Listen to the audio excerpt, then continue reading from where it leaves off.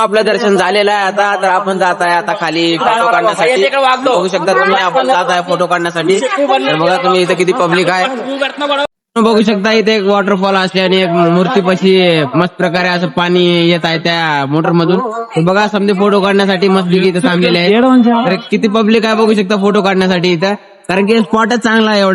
मित्रांनो तुम्ही इथं तर समजे इथं वाती लावतात आपल्या तुपाच्या वाती ज्या आणत्या का ना आपण लावला आरतीमध्ये. तर समजे इथं लावतात त्या बघू शकता तुम्ही इथं तुपाच्या वाती लावलेल्या आहेत. मित्रांनो आपण आलेलो आहे मंदिराच्या मागच्या साईडला. तर बघू शकता मंदिराच्या मागच्या साईडला मंदिर किती छान दिसत आहे. मंदिर बाहेरून एवढं छान दिसतंय. तर मित्रांनो मधून तर देव पुरा सोन्याचा आहे. तर अवश्य तुम्ही एकदा का होईना बालाजी मंदिरला अवश्य तुम्ही दर्शन करण्यासाठी या आणि अवश्य तुम्ही बालाजी मंदिराचं दर्शन घ्या.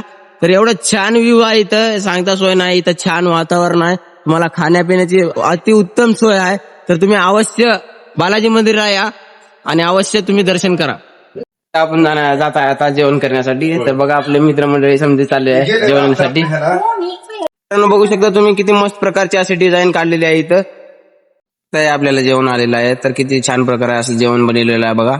आता आपण जात आहे खरेदी करण्यासाठी खाली. तर आता तिथे गेल्यानंतर आपण काय काय खरेदी करतात ते दाखवूया तुम्हाला. का आमचे माणसं तर काय खरेदी करतच नाहीत. उगा इकडून तिकडून इकडे हिंडत आहेत. तर काय याच्या मागे फिरून फिरून आपल्याला कंटाळा आलाय नुसता आता. तर आपलं सामान घेऊन आपण रूमला जाणार आहे आता. आताची देखील किती गर्दी आहे इथं आपल्या जत्रा करण्यासाठी. संध्याकाळचं बालाजी मंदिर किती खास दिसतंय बघा. बालाजी मंदिराकडे आलो आपण तर किती मस्त दिसतंय संध्याकाळचं मंदिर बघा.